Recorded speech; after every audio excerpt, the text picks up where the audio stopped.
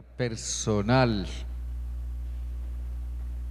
de esas preguntas que nos hace Dios, de esas preguntas que nos trae Dios a través de alguien que observa ciertas cosas en nosotros y nos confronta. Y aquí Dios está usando a Santiago para confrontar a su iglesia, la iglesia que él pastoreaba. Pero también nos confronta a nosotros hoy. Hermanos míos, dice Santiago a su iglesia, a la gente de su iglesia. Hermanos míos, ¿de qué aprovechará si alguno dice que tiene fe y no tiene obras? ¿Podrá la fe salvarle? ¿De qué aprovechará si alguno dice que tiene fe y no tiene obras? ¿Podrá la fe salvarle? Déjenme contarles algo. En estos días, a nivel personal, he estado viviendo algunas cosas que me han hecho pensar en la fe.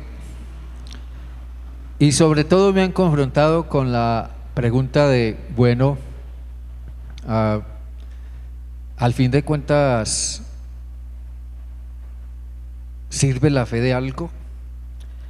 Pero me han llevado más allá, cosas que he estado viviendo, de que llegan momentos en que el único camino que a uno le queda en ciertas circunstancias es el camino de la fe. Es el único camino que le queda a uno, la fe.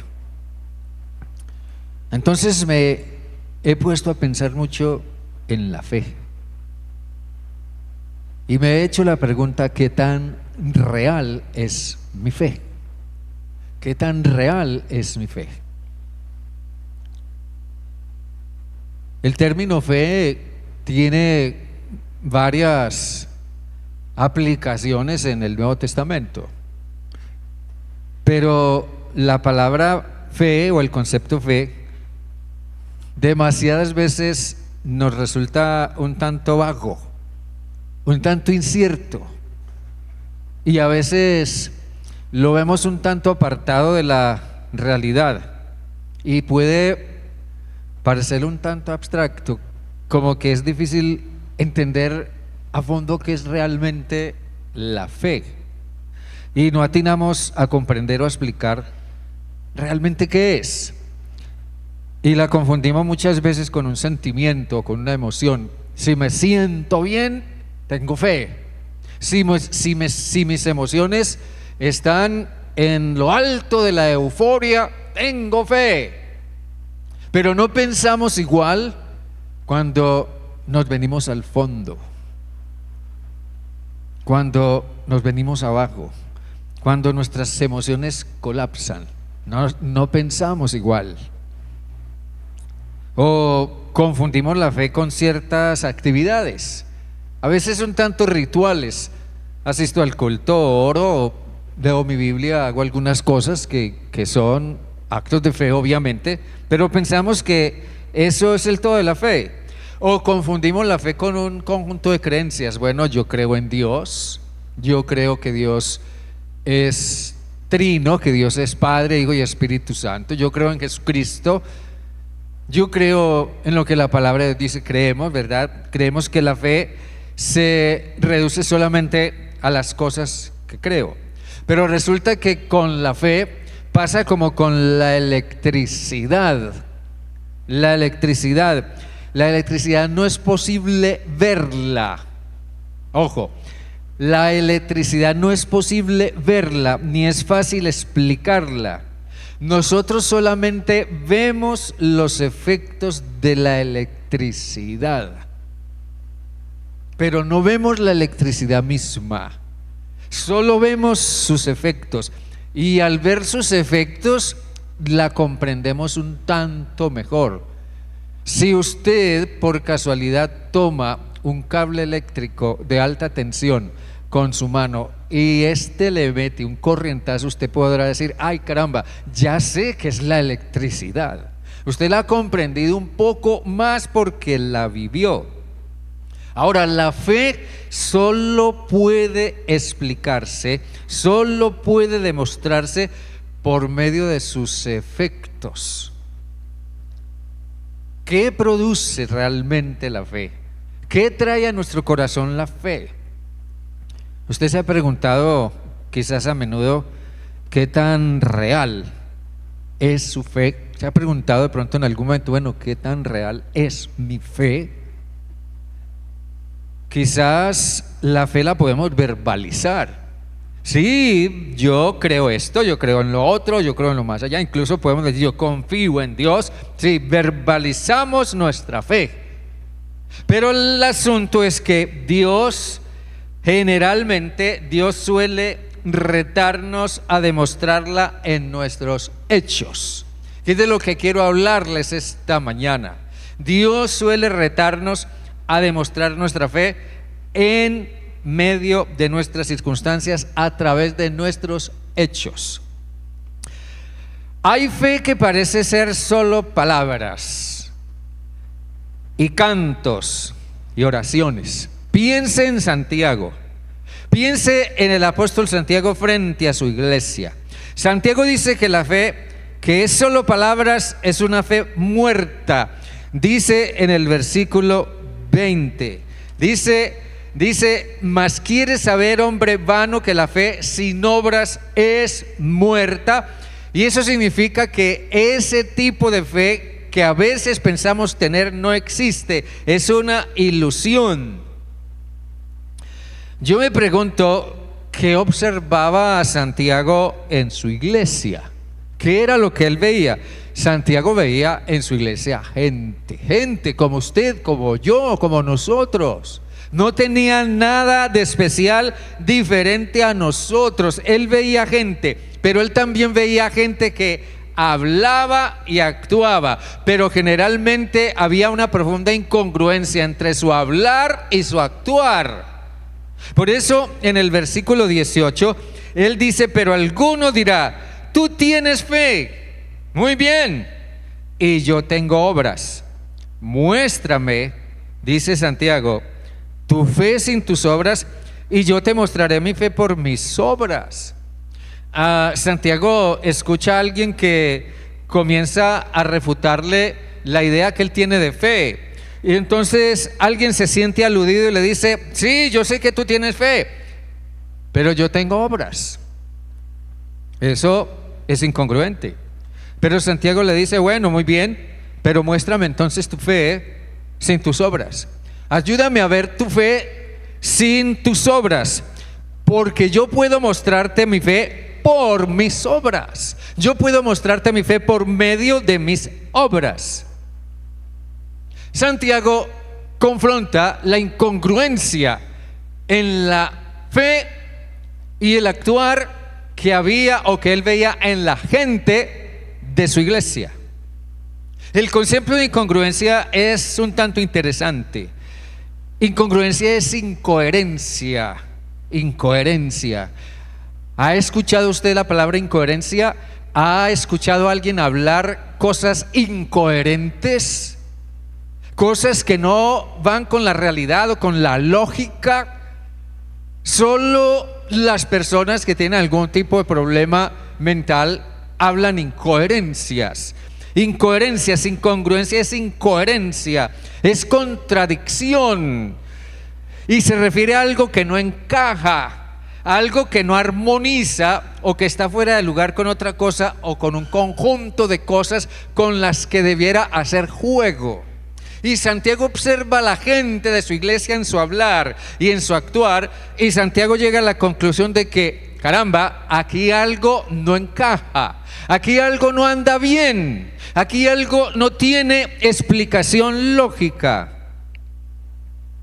Por ejemplo, demasiadas veces nosotros estamos diciendo una cosa, pero estamos pensando otra. A veces nos comprometemos en una cosa, pero en realidad en el fondo estamos pensando más en otro compromiso que tenemos. Entonces por eso a veces se nos complica la vida y resultamos fallando, ¿ya?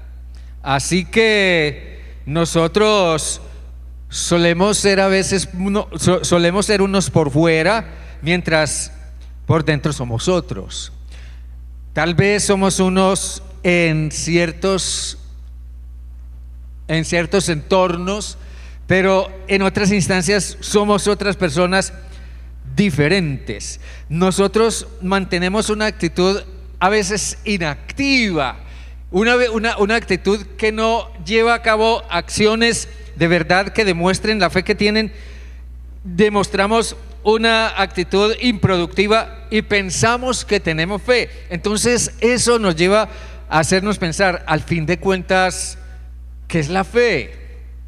Santiago describe gente que hablaba de tener fe en su iglesia, o al menos parecía que tenían fe, pero no la demostraban con acciones o actitudes correspondientes a la fe. Es lo que Santiago dice, y esto es lo que confronta. Esto es lo que en lo personal a mí me confronta profundamente. Santiago entonces comienza a ayudarnos a entender la fe. Él define la fe, o define esa incongruencia de una fe que no obra como una fe que no tiene sentido, y la ilustra de una manera muy gráfica. Voy a citarles el mismo texto que tenemos en la Reina Valera, pero voy a citarlo en la Nueva Traducción Viviente, los versículos 15 al 16. Allí la Nueva Traducción Viviente dice: supónganse que ven a un hermano o a una hermana que no tiene qué comer ni con qué vestirse. Entonces alguno de ustedes le dice: caramba, hermano o hermana, ¿por qué no comes? Yo te veo como enfermo, yo veo que estás como muy flaco, y además yo veo que tu esposa como que no tiene muy buena ropa que digamos, y a tus hijos los veo bastante mal. Hermano, ¿por qué no te vas a tu casa y comes? Y a la señora le dice: hermana, ¿por qué no vas y te vistes mejor, con una ropa mejor? Pero Santiago dice, decirle eso a alguien que está en esa situación, ¿para qué sirve? ¿De qué sirve decirle eso?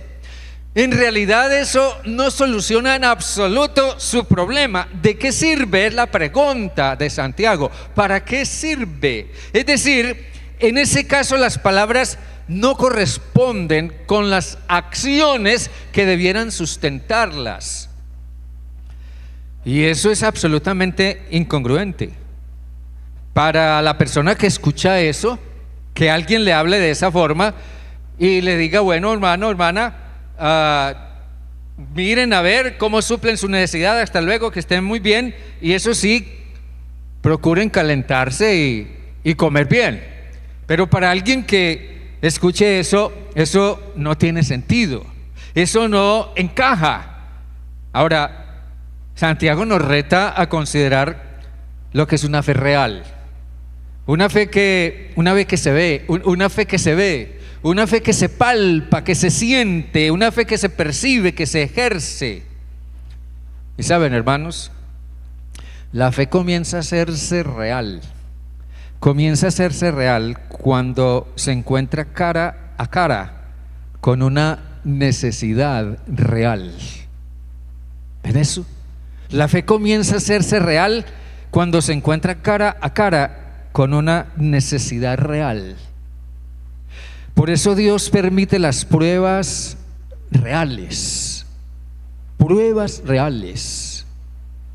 Un problema personal, un diagnóstico médico, una quiebra económica, una situación de pareja irreversible, una situación de desamparo total. Dios permite pruebas reales, pero ¿saben para qué? Para comenzar a sacar a la luz la fe real. Las pruebas reales son esas circunstancias que nos ponen entre la espada y la pared. Esas situaciones en las que ya no tenemos ninguna otra opción, no tenemos otra alternativa, no tenemos más que esperar en Dios. Dios nos pone en pruebas que nos encierran como en un callejón sin salida, a donde no tenemos ya más dónde ir ni a quién acudir. Así que para ayudar a los miembros de su iglesia a ver qué tan real era su fe, Santiago les presenta dos personajes referentes. Y podríamos decir que vemos una fe real en esos ejemplos de esos personajes inspiradores. Yo creo que para Santiago era muy inspirador pensar en los personajes del Antiguo Testamento, ya fuera como ejemplos de fe o como ejemplos de no tener fe. Así que Santiago recurre a dos personajes que son ejemplos de fe real. Y el primero es Abraham. En el versículo 21, Santiago dice: ¿no fue justificado por las obras Abraham nuestro padre cuando ofreció a su hijo Isaac sobre el altar? En eso, ¿no ves que la fe actuó juntamente con sus obras? Congruencia, ¿sí o no? Congruencia. La fe de Abraham fue congruente, actuó juntamente con sus obras, y que la fe se perfeccionó. Significa que para la fe hacía falta, para la consolidación de la fe hacía falta algo. La fe de Abraham se perfeccionó por las obras, por lo que él hizo. Hay quienes dicen que aquí Santiago está hablando de que la salvación se gana por obras, pero no ese es el punto. Y no es eso lo que Santiago está diciendo. Eso es otra historia. Pero no es eso lo que Santiago está diciendo. No es a eso a lo que él se refiere. Déjenme decirles. Pregúntese o preguntémonos: ¿por qué puso Dios a prueba la fe de Abraham? ¿Por qué puso Dios a prueba la fe de Abraham? Abraham, en un momento de crisis personal, cuando él esperaba que probablemente el hijo que Dios le había prometido y que su esposa, por ser estéril, no le podía dar, entonces Abraham se hizo a la idea: probablemente mi sobrino Lot sea ese hijo que Dios tiene para mí, porque Lot no tenía padre ni madre, era huérfano. Así que Lot pensó: si yo adopto a Lot, va a ser el hijo que Dios me prometió. Pero resulta que en un momento dado Lot le dio la espalda a Lot le dio la espalda a Abraham. Entonces Abraham se desilusionó, todo él se vino abajo, su fe se vino abajo y comenzó a reclamarle a Dios. Dios se dio cuenta de la crisis que estaba pasando Abraham y le dijo: Abraham, no tengas temor. ¿Acaso no soy yo tu escudo y tu recompensa? Pero Abraham le dijo: Dios, tú me prometiste un hijo y yo ando sin hijo y ese hijo no llega. ¿Dónde está ese hijo que me prometiste? Pronto me voy a morir y mi herencia va a pasar a manos de mi esclavo Eliezer. Él se va a quedar con toda mi hacienda porque yo no tengo hijo. Pero Dios le dijo: no, Abraham, tú tendrás un hijo, tu propio hijo te heredará. Tu propio hijo te heredará. Y Abraham le dijo: bueno, ¿y dónde está ese hijo? Y Dios sacó a Abraham de la tienda, de la carpa donde estaba Abraham residiendo, lo sacó y le dijo: mira al cielo y cuenta las estrellas si puedes. Así será tu descendencia. Algo pasó en el corazón de Abraham, porque dice que Abraham le creyó a Dios. Vamos bien hasta ahí, ¿verdad? Abraham le dijo: bueno, Señor, está bien, te creo, Señor, te creo que ese hijo va a llegar y que tú me lo vas a dar. Abraham le creyó a Dios. Y esa fue una gran decisión, la de Abraham, creerle a Dios. Ese fue un acto de fe. Pero al parecer hacía falta algo.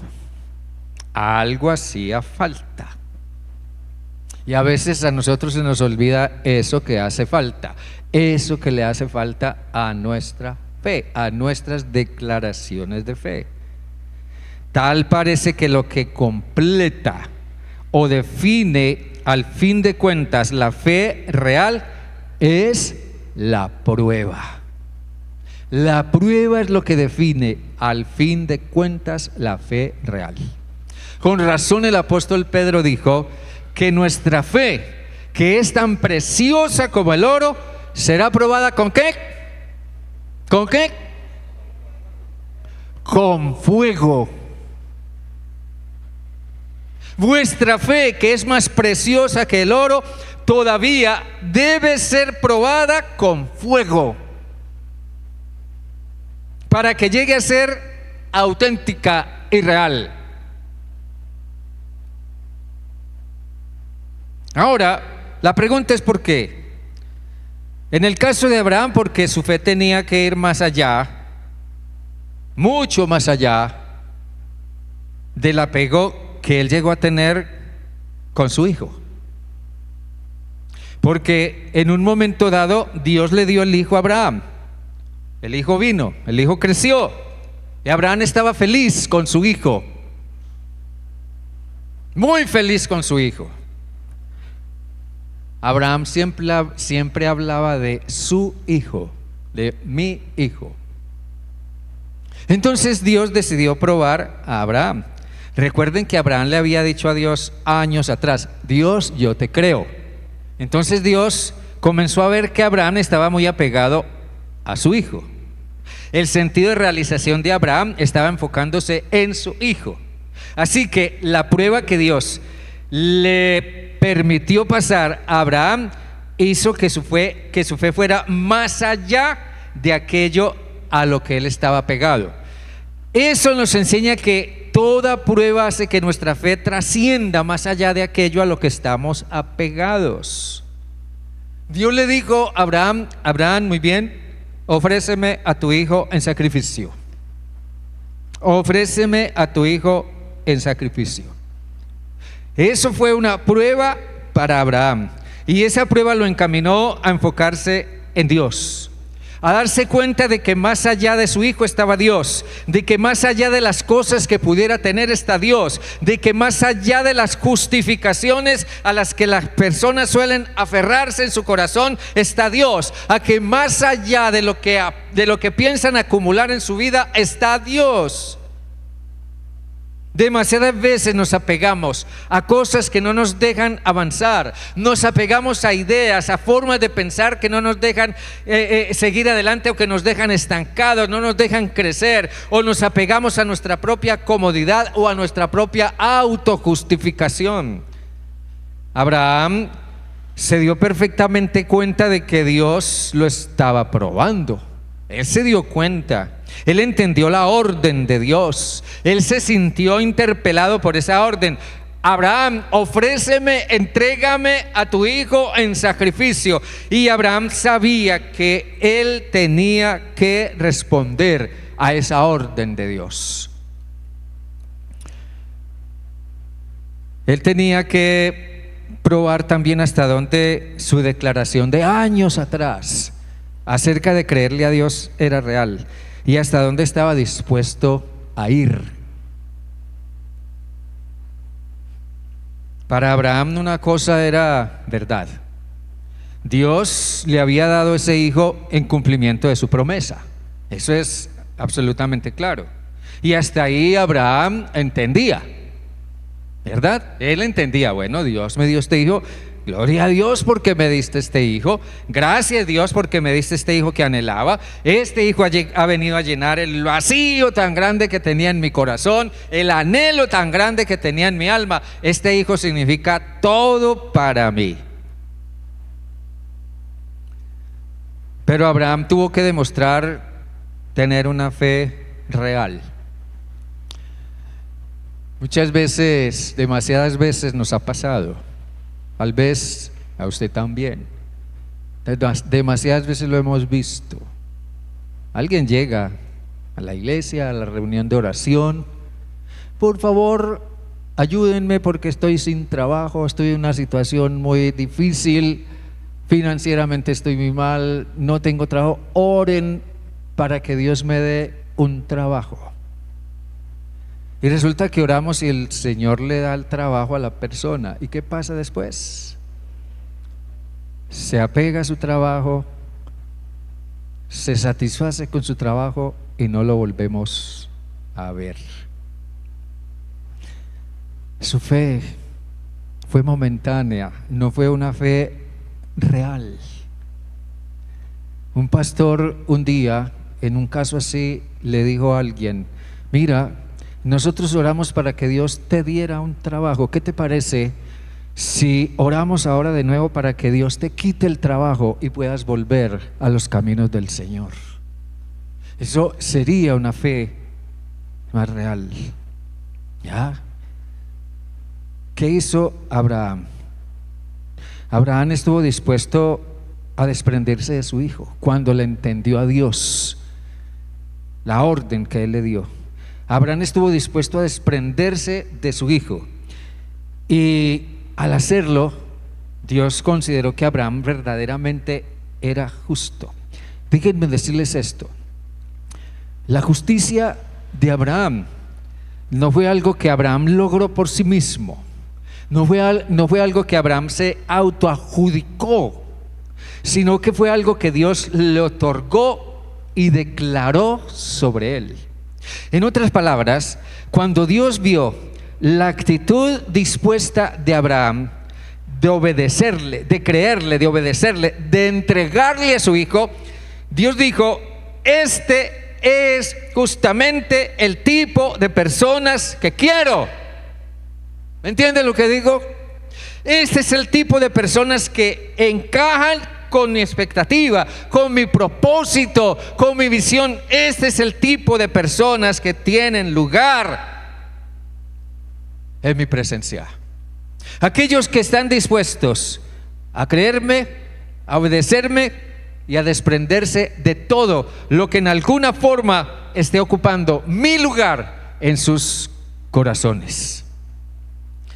Ahora bien, Abraham fue considerado justo por Dios por lo que hizo, porque lo que hizo demostró que le había creído a Dios y obedeció, y estuvo dispuesto a desprenderse de lo que Dios le pidió. Él fue congruente porque obró en conformidad con su fe.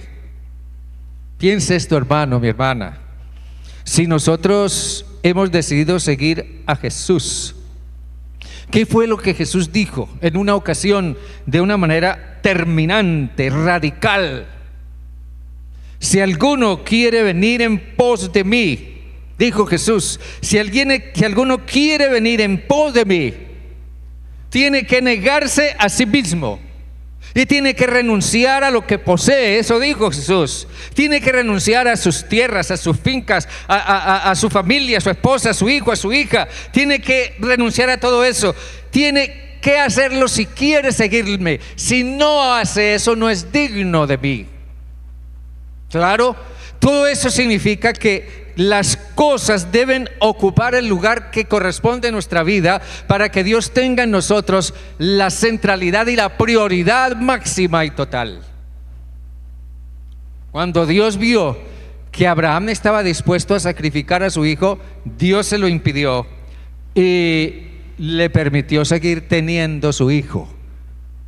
Pero ya Abraham había entendido: el hijo y todo lo demás está en segundo plano con respecto al lugar y la posición que debe ocupar Dios en nuestras vidas.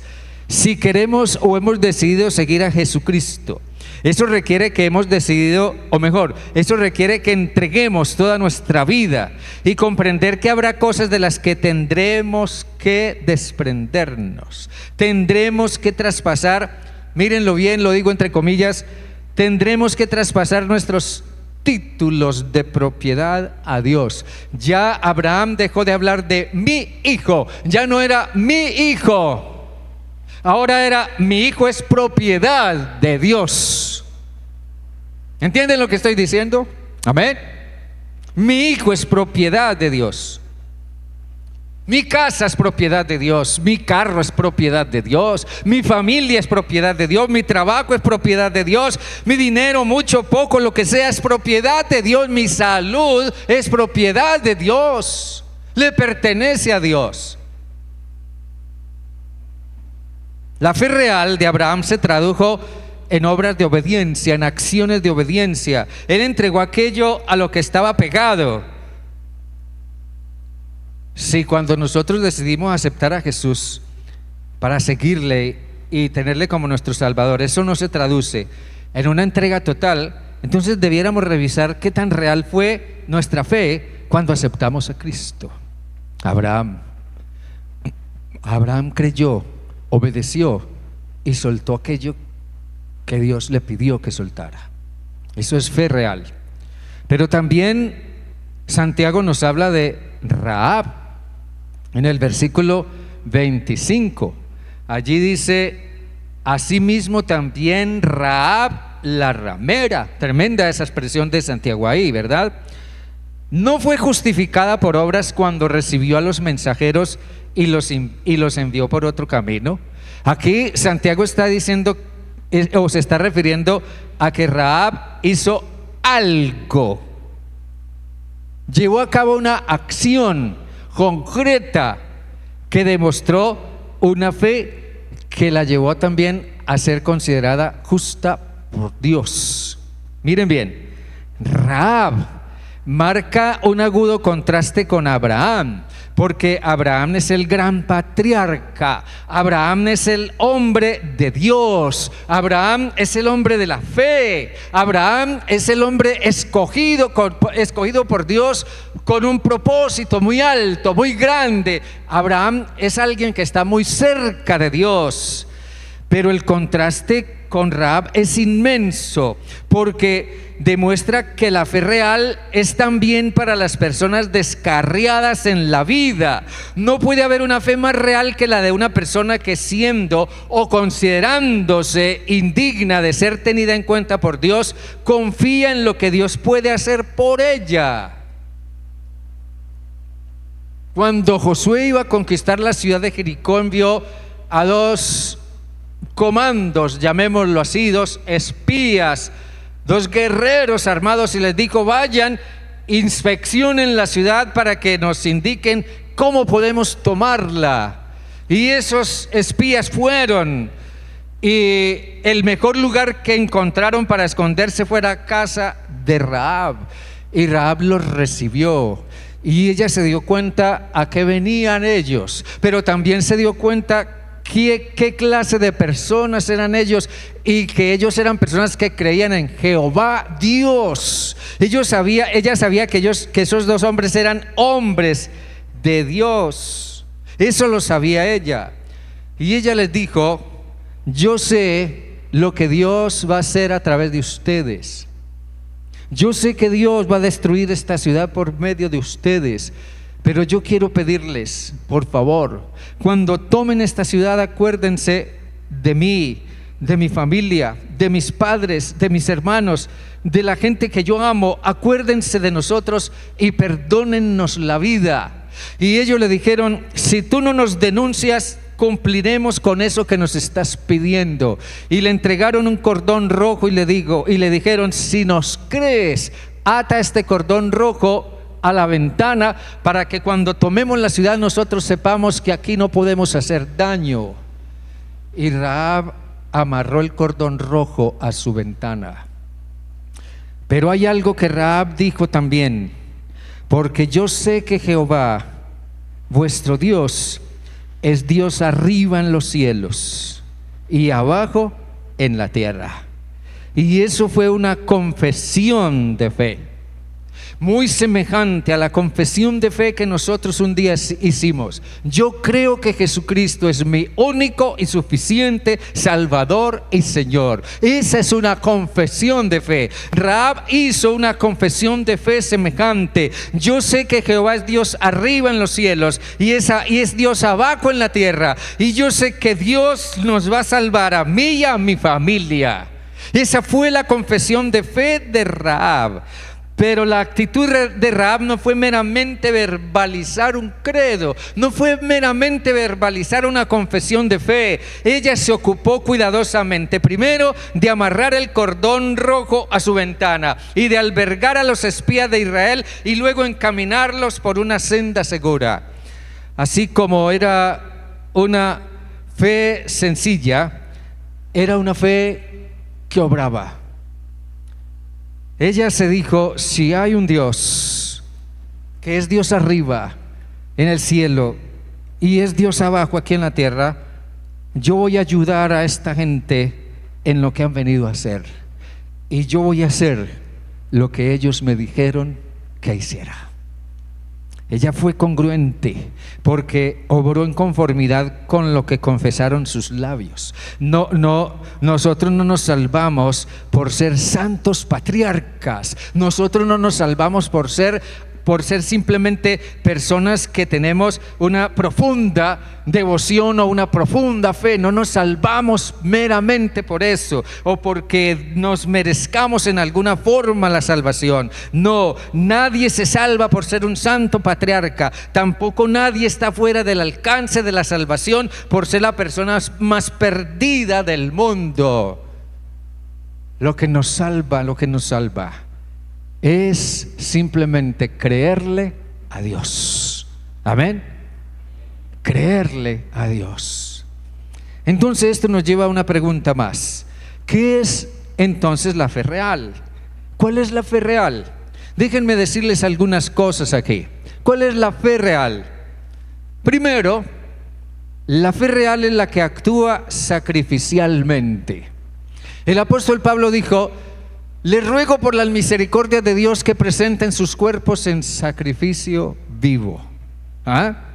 Presenten sus cuerpos en sacrificio vivo. Su cuerpo representa todo lo que usted es, todo lo que es su vida, su personalidad, su carácter, todo lo que usted ha logrado en la vida, todo lo que usted tiene, todo lo que usted representa. Presenten sus cuerpos en sacrificio vivo. Es decir, háganlo renunciando a todo lo que el mundo pueda ofrecerme. Una fe real es la que renuncia a todo lo que el mundo pueda ofrecer, porque creemos que es mejor vivir para Dios.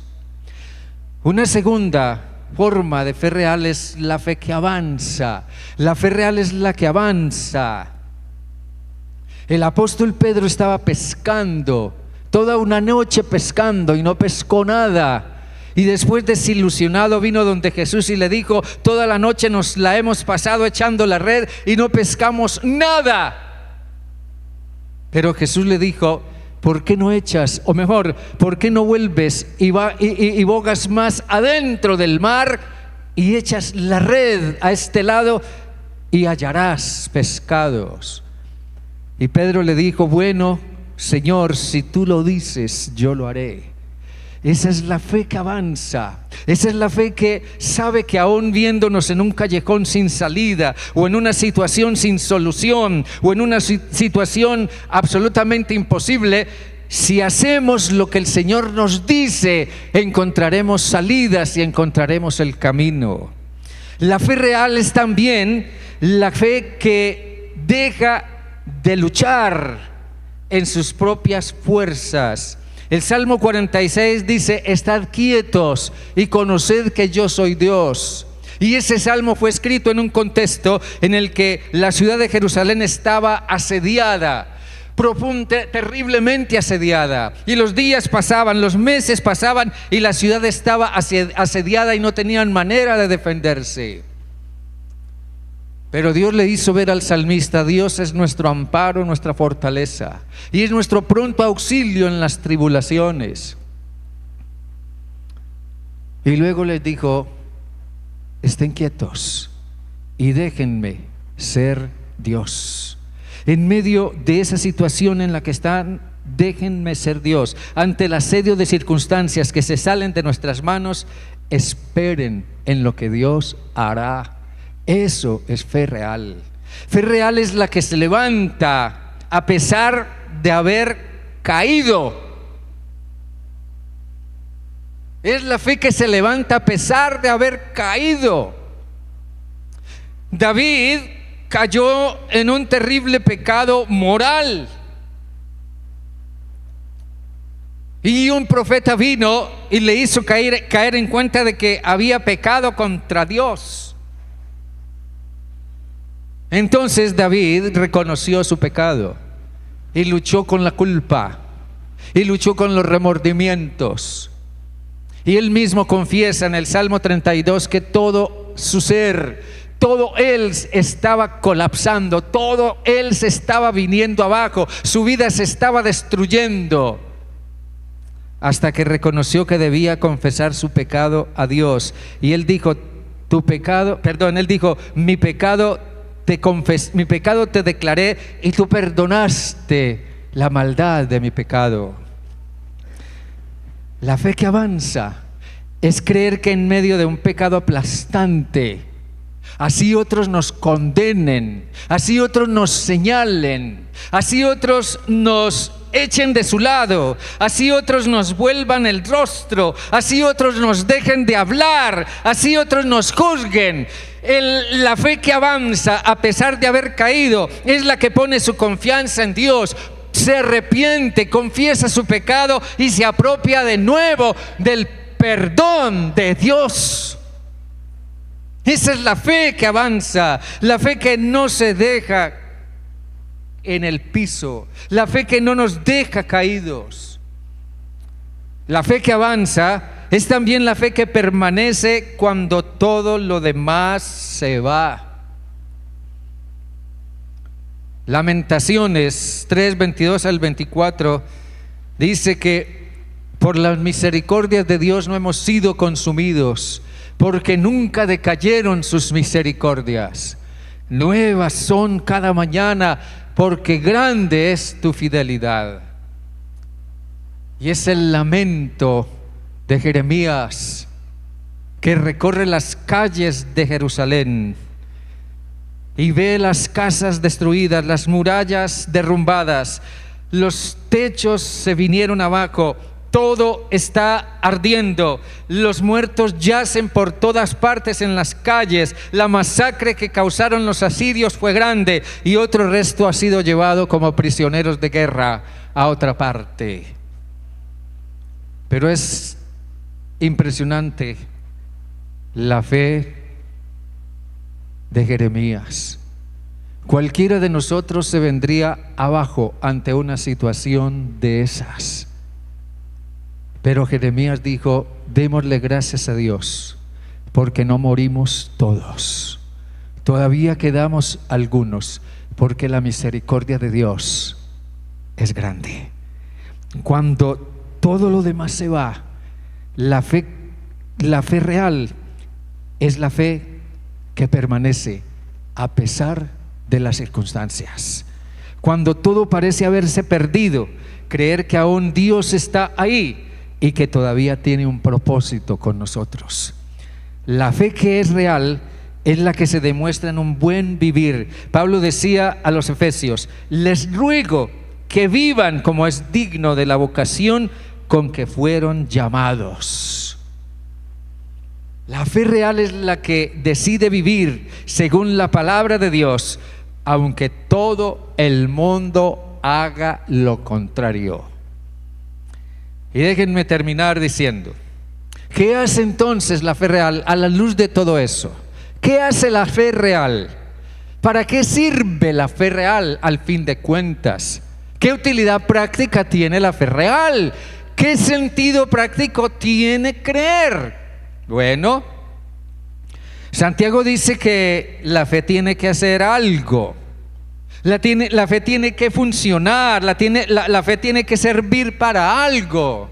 Santiago le dice a la gente de su iglesia, mira, pregúntate si la fe que dices tener pero no la estás demostrando en acciones concretas, te está sirviendo de algo. ¿De qué te sirve esa fe? ¿Para qué sirve esa fe? La fe tiene que funcionar, tiene que hacer algo, tiene que mostrarse de una manera palpable. Sino, ¿de qué sirve decir o pensar que tengo fe? La Nueva Traducción Viviente dice: como pueden ver, la fe por sí sola no es suficiente, a menos que produzca buenas acciones. De lo contrario está muerta y es inútil. Entonces la fe real es la que responde a los retos que Dios nos plantea. Las pruebas siempre nos exigirán entregar algo, rendir algo a Dios. Las pruebas siempre nos impulsarán a avanzar más allá de donde hemos llegado.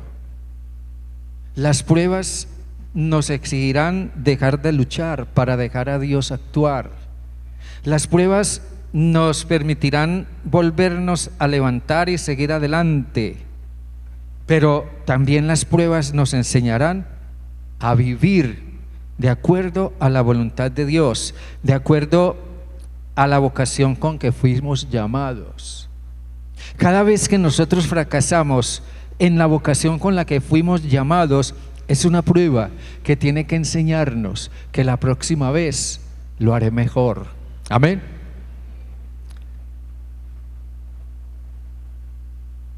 Usted conoce la historia del carcelero de Filipos. Me gusta mucho hablar de esa historia. El carcelero de Filipos.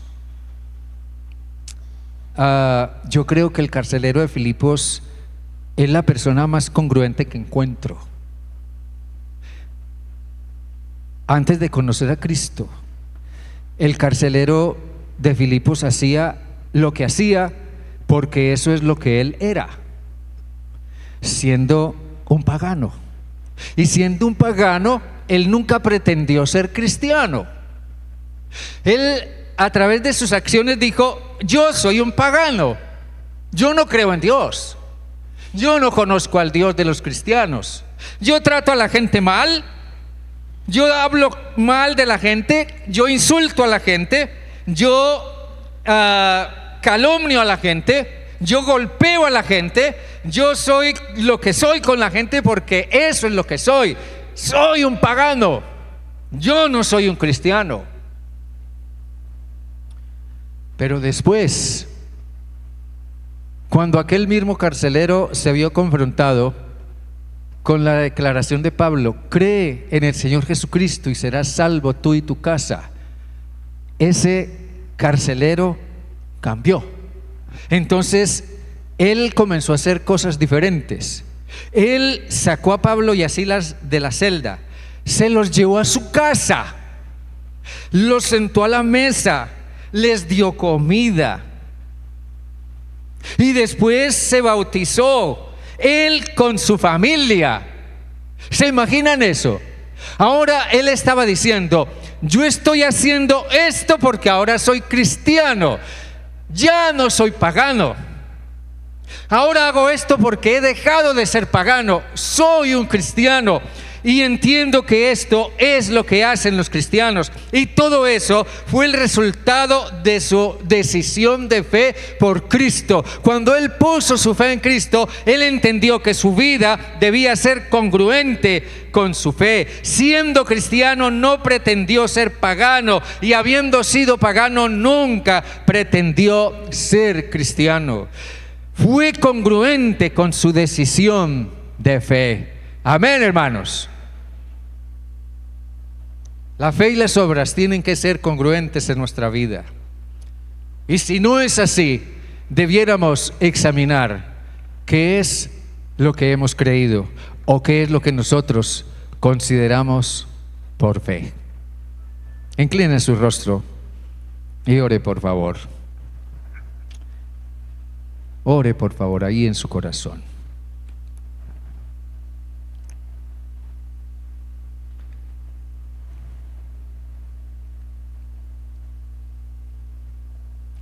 Dios y Padre, ayúdanos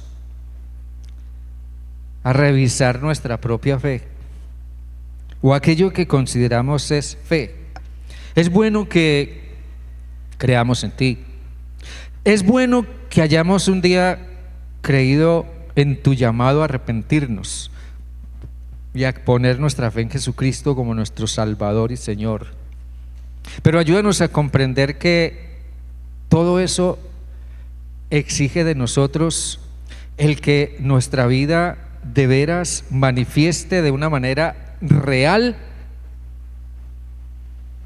la fe que un día nosotros decidimos ejercer al aceptar a Cristo como Salvador y Señor y seguirlo. Señor, ayúdanos a pensar seriamente en eso. Ayúdanos a ver dónde están nuestras propias incongruencias. Ayúdanos a no engañarnos a nosotros mismos.